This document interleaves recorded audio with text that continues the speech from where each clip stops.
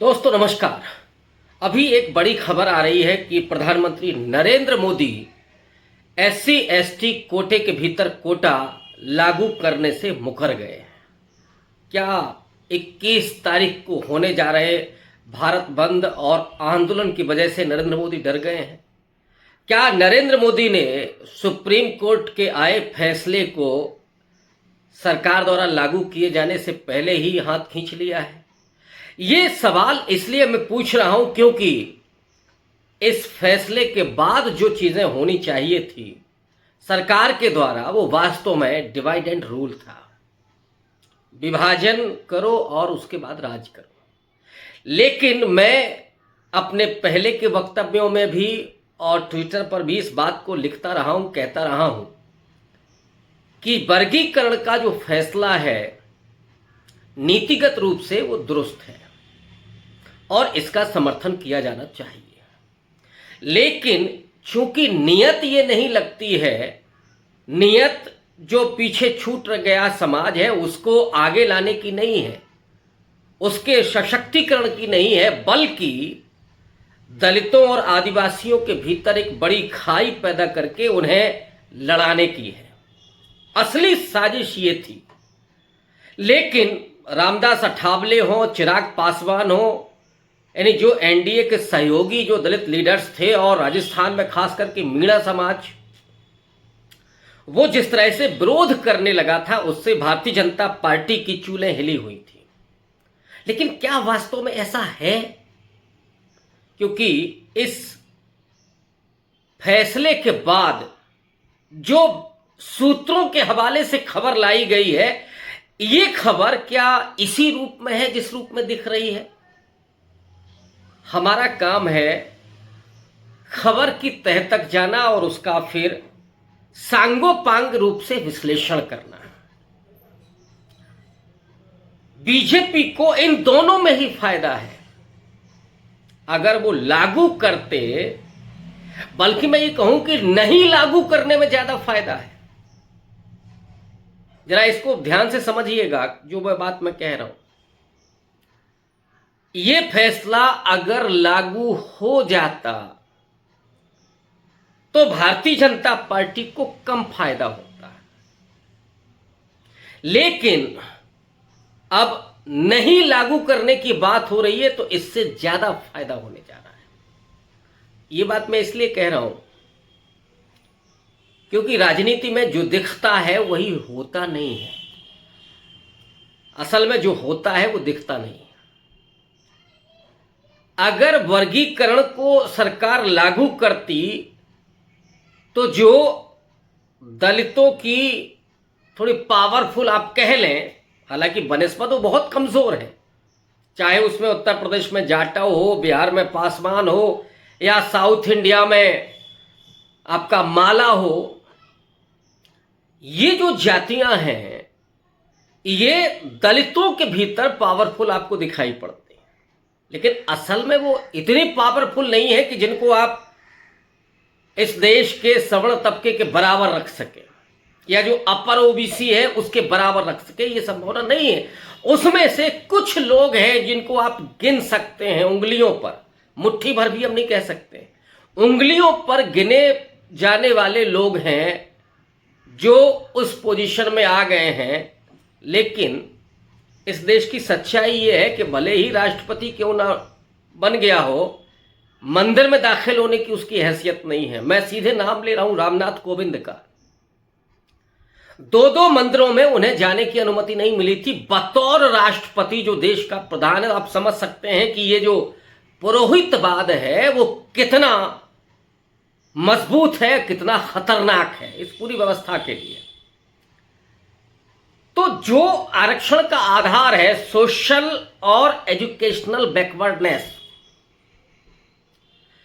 वो एजुकेशन के बावजूद, कुछ लोगों के पास पैसा भी होने के बावजूद, कुछ लोगों के पास पद भी है होने के बावजूद, प्रतिष्ठा उनको वो नहीं मिल सकी जो मिलनी चाहिए। जब राष्ट्रपति को रोका जा सकता है तो फिर बाकी और अहरे गहरे नत्थु खैरो छोड़ दीजिए, वो चाहे आईएएस हो, चाहे वो मंत्री हो, इन सब की तो कोई हैसियत ही नहीं है राष्ट्रपति के सामने। और ये एक उप प्रधानमंत्री के साथ भी हो चुका है, जगजीवन राम के साथ। तो ये अगर स्थिति है तो आप कैसे कह सकते हैं कि साहब अब आरक्षण में कुछ क्रीमी लेयर कर दिया जाए या वो इस बराबर आ गए हैं।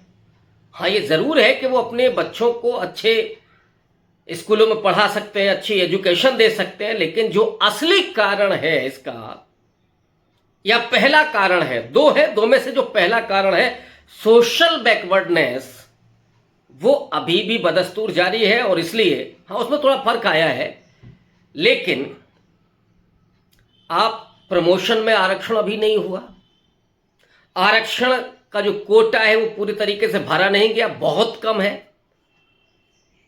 बावजूद इसके आरक्षण पर सवाल आज से नहीं हो रही। आरएसएस और बीजेपी की मंशा तो हमेशा से आरक्षण को खत्म करने की या फिर आर्थिक आधार पर करने की रही है, और ईडब्ल्यूएस के जरिए वो कर चुकी है। माने आरक्षण की जो पूरी अवधारणा है उसको वो पहले ही खत्म कर चुकी है लगभग।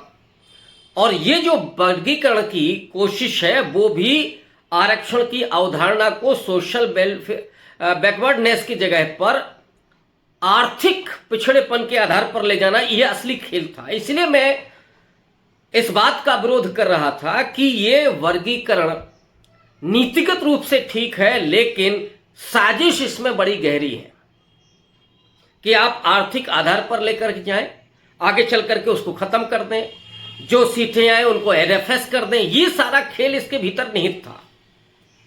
अब जरा उस मुद्दे पर आते हैं कि नरेंद्र मोदी ने जो खेल किया है, जो सूत्र कह रहे हैं कि वर्गीकरण वो नहीं करेंगे, इसको लागू नहीं करेंगे। अब पहला जो नैरेटिव है, मैं सोशल मीडिया पर देख रहा हूं कि ये हमारी ताकत है, उसकी वजह से ये जीत मिली है। नरेंद्र मोदी ने पहले ही वर्गीकरण नहीं करने की बात कह दी है, माने 21 तारीख के पहले ही।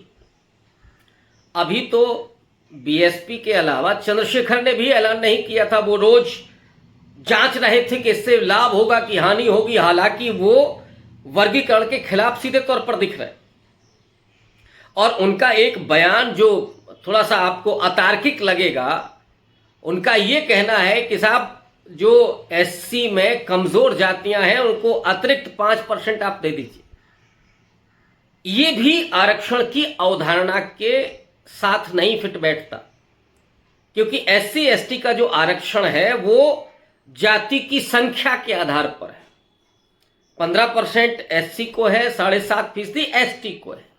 आपकी डिमांड ये होनी चाहिए कि जो जनसंख्या बढ़ी है इस बीच में, मसलन 8.5% आदिवासी आबादी हो गई है, तो इसको 8.5% किया जाए। दलित आबादी 15% से बढ़कर के 17-18% तक हो सकती है, इसको बढ़ाया जाए। नंबर 1। नंबर 2, डिमांड यह होनी चाहिए थी कि निजी क्षेत्रों में आरक्षण लागू किया जाए तत्काल प्रभाव से। इसके लिए आंदोलन होना चाहिए था।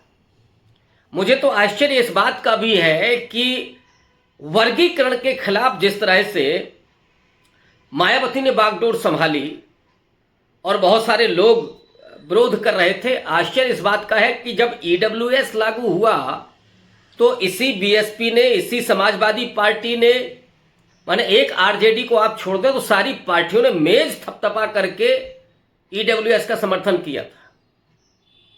तब आरक्षण पर हमला इनको याद नहीं आ रहा था। ये डिस्कोर्स होना चाहिए समाज के बीच में, ये बातें जानी चाहिए कि आपने अवधारणा से अलग हट करके ईडब्ल्यूएस को एक्सेप्ट कैसे कर लिया। और अब वर्गीकरण, जो जातियां दलितों में पीछे छूट रही हैं, छूट गई हैं, जिनके बच्चे अब थोड़ा निकल करके सामने आ रहे हैं, विश्वविद्यालय में पहुंच रहे हैं, कॉलेज में जा रहे हैं, वैसे ही ये हिंदुत्ववादी सरकार उनको धकिया करके जंगल में भेजना चाहती है, उनको मजदूर बनाना चाहती है, सस्ता मजदूर अंबानी और अडानी का। अगर उसमें से कुछ लोग निकल करके आ रहे हैं तो वर्गीकरण के जरिए उन्हें अवसर मिल सकता है। ये जो सोशल जस्टिस है, ये जो रिजर्वेशन है, वो क्या है? जो कमजोर है उसको अवसर उपलब्ध कराना, उनको ये अवसर मिलना चाहिए था। मैं इसीलिए नीतिगत रूप से इस फैसले का समर्थन करता हूं। लेकिन अब मैं दूसरे मुद्दे पर आता हूं। जब मैंने ये कहा कि नहीं लागू करना और ज्यादा नरेंद्र मोदी के हित में होगा, क्योंकि उनको देना वैसे भी नहीं है, वो चाहते हैं कि नहीं देना पड़े। उनकी मंशा ये है कि असली खेल ये है कि वो लड़ा दें आपस में। इसलिए यहां जाटव समाज समर्थन में खड़ा था तो वाल्मीकि समाज विरोध में खड़ा हो गया था। और भी समाज इस पर विचार कर रहे थे, खरभार हो, मुसहर हो, गोंड हो, वो और जातियां हो, जोगी हो, फकीर हो, ये जातियां भी जो कहीं पीछे छूटी हैं, इनको अवसर मिलना चाहिए। नजर ये होनी चाहिए कि एनएफएस ना हो, और अगर इन सीटों पर कोई कैंडिडेट नहीं आता है तो इन्हें एससी के द्वारा ही भरा जाना चाहिए। वैसे भी उत्तर प्रदेश में खास करके एससी एसटी के बीच ये प्रावधान है कि अगर एसटी सीट पर वो कैंडिडेट नहीं आता है तो फिर उसे एससी से भरा जाता है। ऐसे ही इसमें भी एक प्रावधान हो सकता था कि जो उपवर्गीकरण है, अगर उसमें जो कमजोर जातियां हैं, अगर उनका कोई कैंडिडेट नहीं आ पाता है तो उस सीट को जो आपका उपवर्गीकरण में जो एक होगा या ग्रुप ए होगा उसके जरिए भरा जाए। यह प्रावधान होना चाहिए 100%। अगर ये नहीं है तो आप बेईमानी कर रहे हैं। वैसे भी बेईमान के बारे में आप कुछ नहीं कह सकते, क्योंकि उनका तो बुनियादी फंडा है कि आप आरक्षण को खत्म करें। जो दूसरी बात मैं कह रहा हूं कि जो दिख रहा है वो नहीं है, जो नहीं दिख रहा है वो असल में है। तो मोदी जी और पूरी आरएसएस, पूरे बीजेपी का तो सबसे अच्छा तरीका है, उनको मिल गया कि आरक्षण देना ही नहीं पड़े। तो उन्होंने कहा कि लागू नहीं करना है। लागू नहीं करना है तो जिनके एस्पिरेशन पैदा हो गए इस बीच में कि उपवर्गीकरण करने से हमको भी लाभ मिल जाएगा, वाल्मीकि समाज हो, धानुक समाज हो, उसमें हो सकता है कि उस वर्गीकरण में कोरी भी आ जाए, या उसमें मुसहर है, मतलब जो इनविजिबल जातियां हैं वो तो आएंगी ही आएंगी, गोंड है, खरवार है, इन जातियों को जो अवसर मिलने की उम्मीद बनी थी वो उम्मीद आज टूटी है। और जब उम्मीद टूटी है तो उसका कारण क्या है? 21 अगस्त का भारत बंद और आंदोलन। तो ठीकरा किसके सिर पर फूटेगा? नरेंद्र मोदी सीधे से बच करके निकल जा रहे हैं, और इसमें उन्होंने एक दूसरे का दुश्मन बना करके खड़ा कर दिया है। दलितों के भीतर जो अभी आपको लग रहा था कि एक विभाजक रेखा खड़ी हो रही है, एक दीवार खड़ी हो रही है, यह दीवार मजबूत हो गई है। और अब वो वाल्मीकि समाज जो भी विरोध कर रहा था वो कल को और ज्यादा एग्रेसिव होकर के कहेगा कि आपके विरोध की वजह से हमको वो अवसर नहीं मिल रहा है।